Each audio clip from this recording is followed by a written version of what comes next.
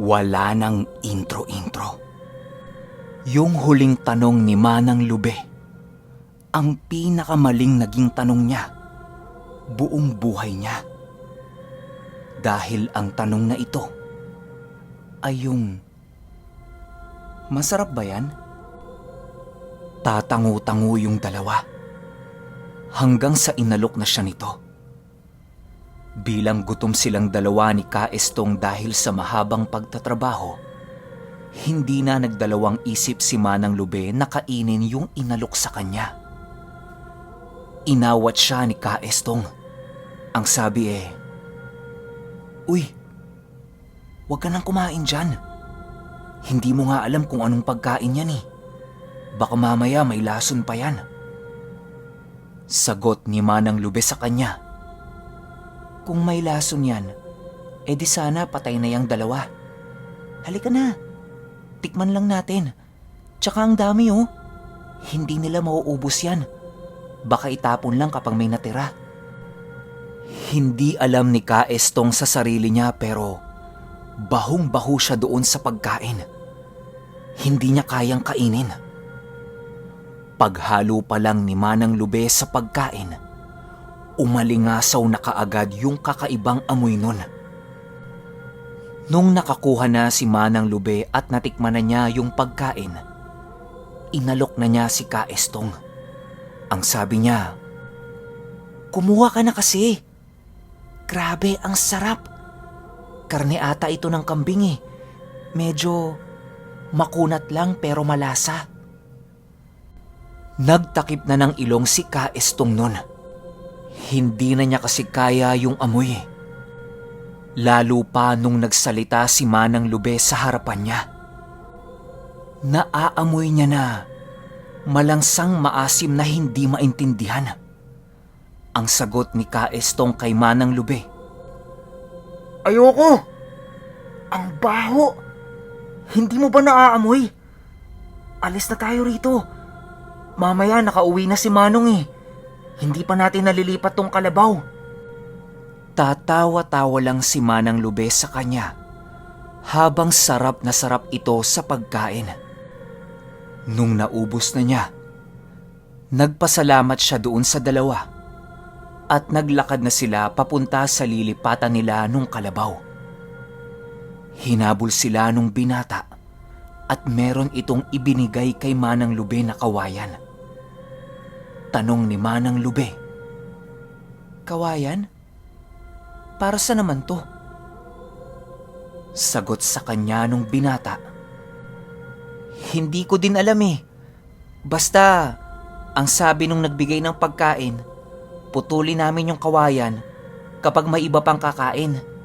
Ito oh, meron din kaming dalawa." Natuwa naman si Manang Lube doon sa binata kasi ang bait eh.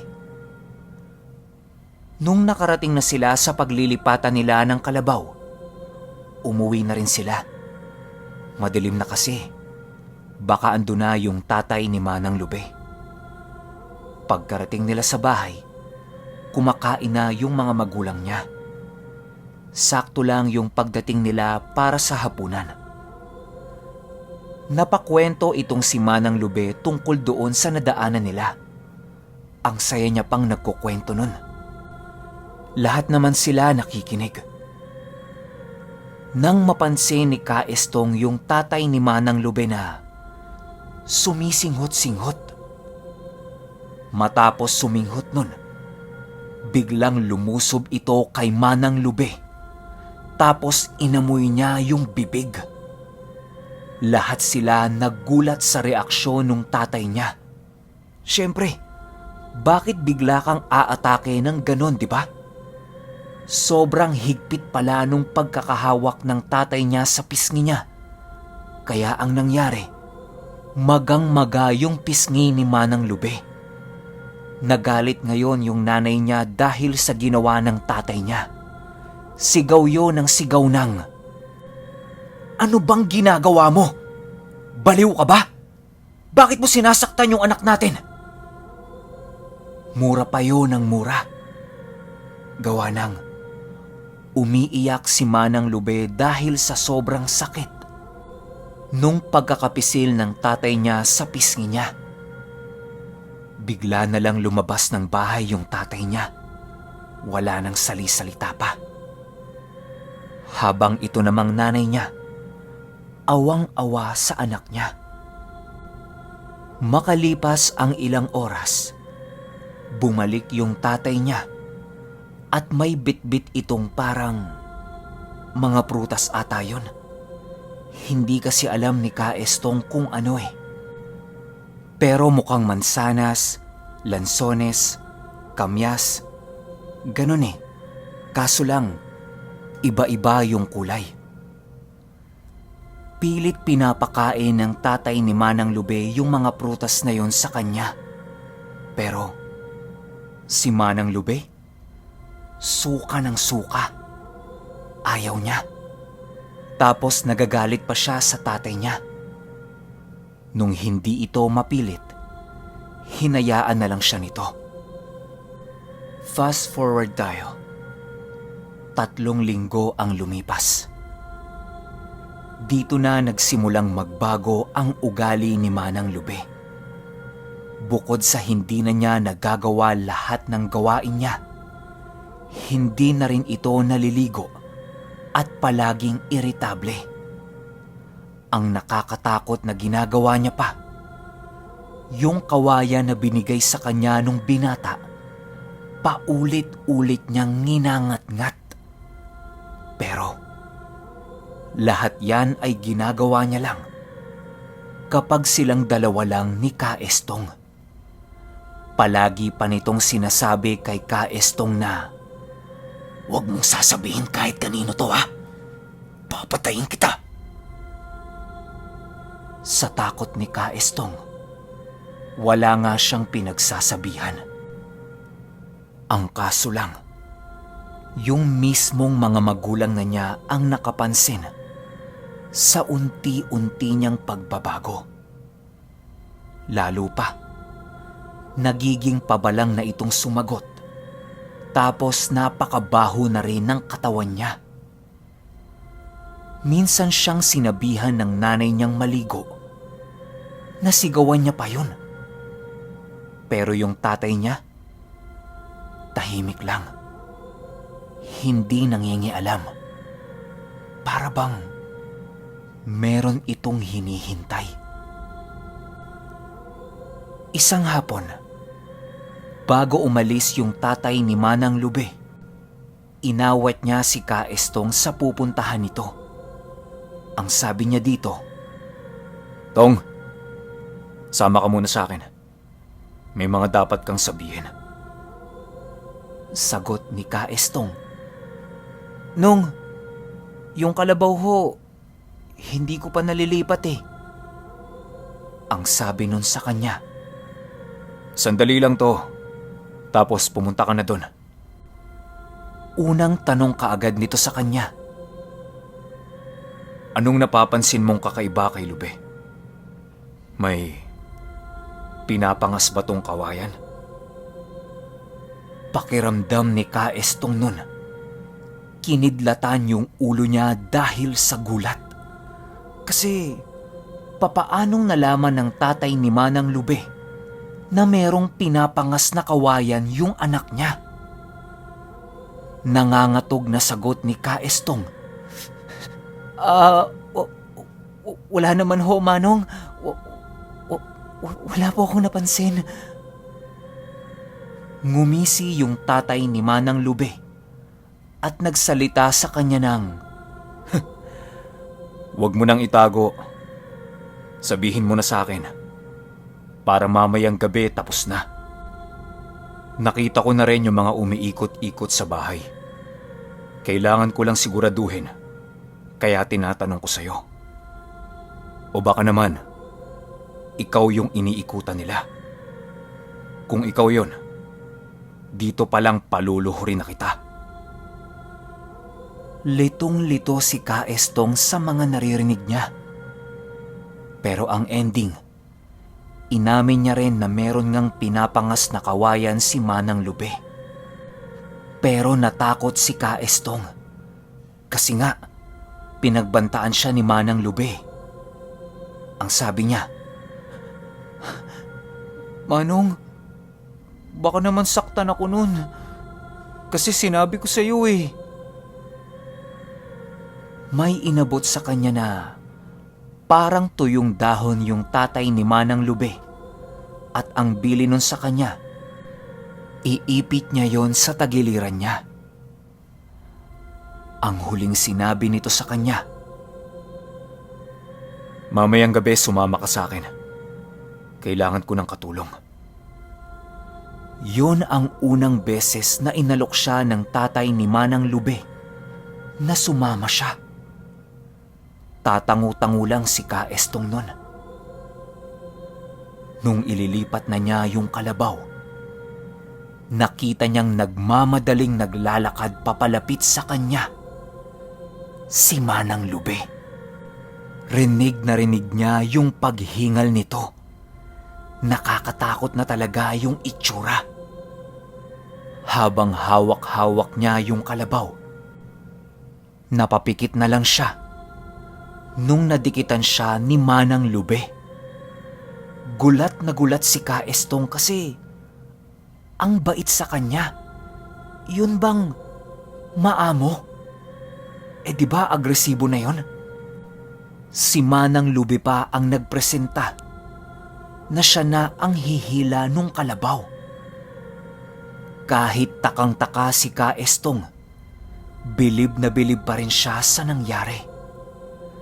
Nairaos nila ang lahat ng trabaho nila na hindi siya natatakot. Oras na ng tulugan. Nakatulog naman ng maayos si Ka Estong nun. Pero nung malalim na ang gabi, ginising siya ng tatay ni Manang Lube. Ang sabi, huwag siyang gagawa ng ingay. Tulungan lang siyang buhatin yung nasa sako. Walang kaide-ideya si Ka Estong kung ano ba yon. Pero mabigat eh. Naglakad sila nun papasok sa loob ng gubat. Ilang minutong paglalakad lang, nilapag na nila yung sako. Tapos ang sabi ng tatay ni Manang Lube, sa gilid muna siya. May mga ikakabit lang siya sa 2 puno. Nakita ni Ka Estong na para yung mahaba at makapal na kawayan. Itinali niya ang magkabilang dulo nun sa 2 puno. Tapos sa gitna ng mahabang kawayan, may 2 magkahiwalay na lubid. Nung tapos na, ang utos nito sa kanya, itapat yung sako sa gitna ng kawayan, tapos buksan na niya. Pagbukas ni Ka Estong nung sako, gulat na gulat siya. Dahil ang laman pala nun ay si Manang Lube. Takot na takot si Ka Estong gawa ng hindi niya inaasahan yon. At saka, bakit nakasako? Para naman atang hayop ang turing ng tatay niya sa kanya. Pero ang nakakapagtaka, hindi siya nagigising. Ang daming tanong ni Ka Estong sa tatay ni Manang Lube. Pero ang naging sagot lang nito sa kanya, nabiktima ng aswang yung anak ko. Papatayin ko yung hayop na yon pagtapos kong alisin tong sakit niya. Hindi siya makakawala sa akin. Nung narinig ni Ka Estong yan, wala nang tanong-tanong at nilabas niya sa sako si Manang Lube. Tinali niya ang magkabilang paa nun, tapos yung katawan. Hinila nila yon hanggang sa dumikit na siya sa kawayan. Para siyang baboy na ililitsyo nun. Nung ayos na lahat, nag-ipo ng mga tuyong dahon yung tatay ni Manang Lube. Tapos may mga sinasaboy-saboy siya ditong kung ano-anong likido. Bukod pa sa likido, nag-uusal din siya.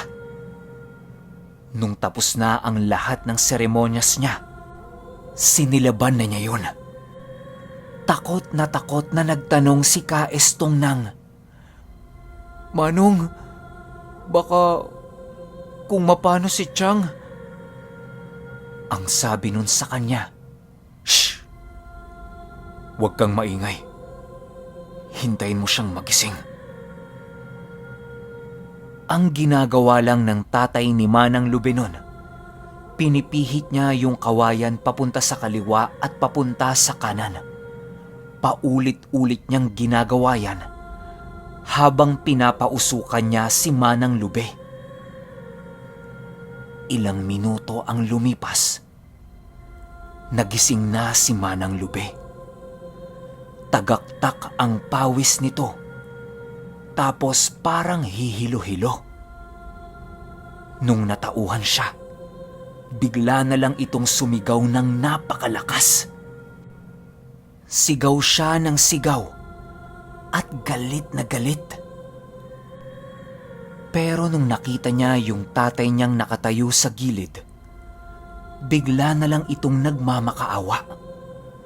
At ang wika niya, Tay, alisin mo na ako rito. Nahihirapan na ako. Sige na, Tay."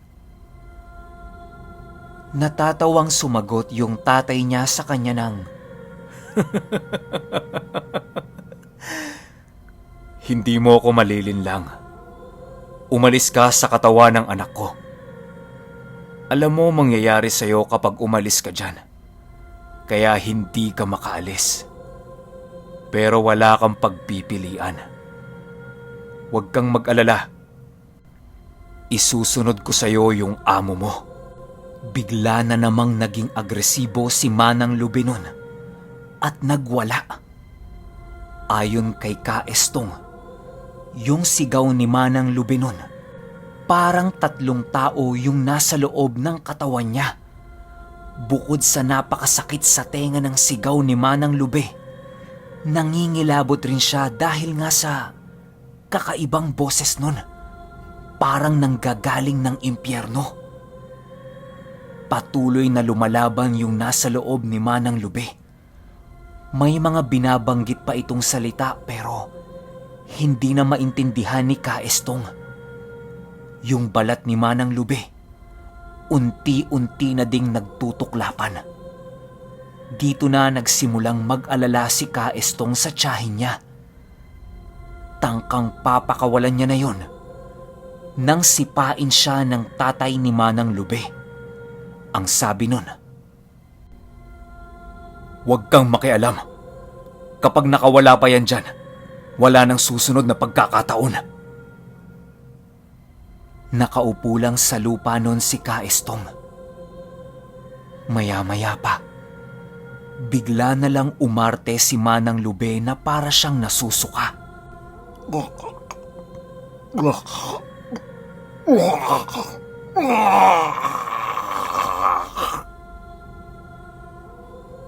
Sumuka si Manang Lube nun ng itim na likido.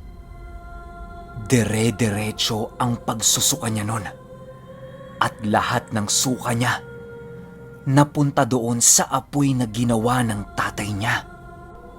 Bigla itong huminto sa pagsusuka niya ng itim na likido, pero patuloy siya sa pagdahak niya.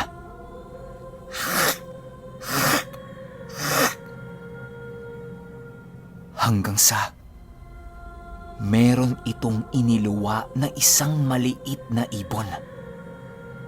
Tansya ni Kaestong, singlaki lang yon ng maya, pero itim na itim ang kulay. Dire-diretso yung nahulog sa apoy at bigla na lang nawala. Matapos nilang makita yon, bigla na lang pinatay ng tatay ni Manang Lube yung apoy na ginawa niya, tapos kinalagan niya yung anak niya. May pinahid siyang langis sa buong katawan nito. Sobrang dilim na nun sa pwesto nila. Kasi nga, patay na yung apoy. Tanging liwanag na lang ng buwan ang nagsisilbing ilaw nila nun. Yung mga malalaking sugat ni Manang Lube, unti-unti nang nawawala. Para kasi silang peklat sa dilim eh. Nakikita ni Kaestong na lumiliit yung mga marka nun. Matapos yan, nawalan na ng malay si Manang Lube. Ang sabi ng tatay nito, buhati na niya yon kaagad papauwi ng bahay. Pero ilagay lang muna niya sa labas. Huwag niyang ipapasok sa loob. Meron lang siyang pupuntahan. Matapos ang maiksing usapan, nagmadali nang umuwi si Kaestong. Bit-bit ang tiyahin niya. Pinasan niya yon sa likod niya. Pero dahil sa bigat nito, paunti-unti lang yung inuusad niya. Nakailang minuto din siya bago nakauwi. Pagdating sa labas ng bahay nila, sinandal niya muna yon sa dingding, tapos pinunas-punasan. Maya-maya pa, dumating na yung tatay ni Manang Lube. Meron itong bitbit na bote. Pagbukas ng bote ng tatay ni Manang Lube, umalingasaw ang napakabangong amoy. Para siyang napapaligiran ng maraming bulaklak. At nung nagsalin ito sa baso, nakita ni Kaestong na kumikinang yung tubig na yon. Alam niyang wala na namang maniniwala sa kanya, pero yung tingin niya sa tubig parang kalangitan sa gabi. Yun bang marami kang nakikitang bituin at bulalakaw sa langit? Ganon yung umaagos na likido na nanggagaling sa loob ng bote.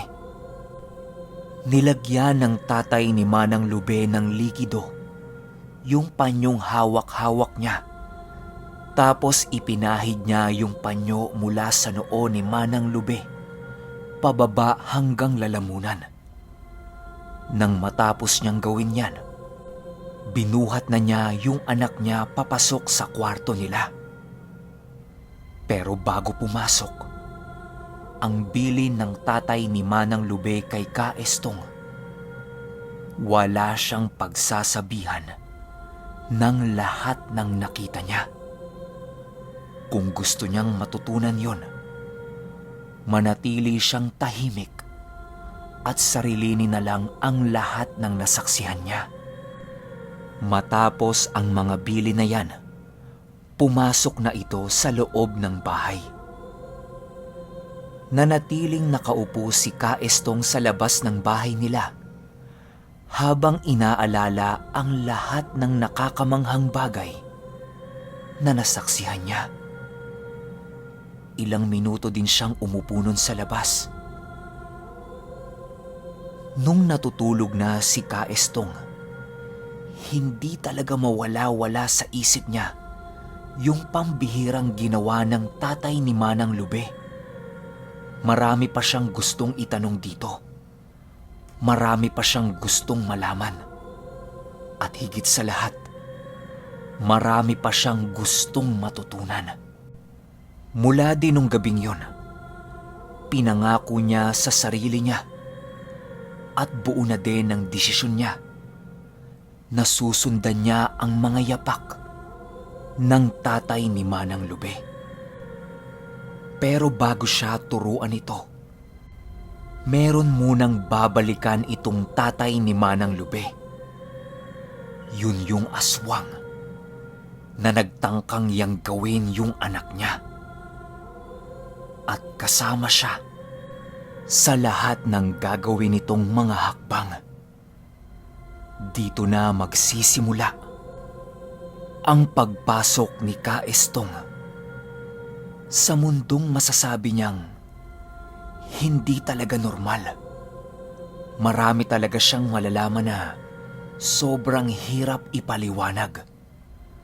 Bukod sa tatawagin siyang baliw kapag kinuwento niya yon, alam rin naman niya na konti lang ang maniniwala sa kanya. Pero lahat naman tayo interesado sa kwento niya, di ba? Nakatulog naman si Ka Estong nung gabing yon. Paggising niya sa umaga, unang hinanap niya kaagad si Manang Lube kasi nag-aalala siya. Nakita niyang nakaupo yon sa labas ng bahay nila at tulala. Bati ni Ka Estong dito. "Chang, ano? Tara na sa bukid?" Lumingon yun sa kanya pero ibang-iba ang itsura nito. Para siyang matandang galit na galit. Tapos pinandidilatan siya ng mata. Kumamot pa ng mata si Ka Estong kasi baka namamalikmata lang siya. Pero hindi. Pagmulat na pagmulat niya ng mata niya, nakita niya si Manang Lube na naglalaway at bigla na lang itong...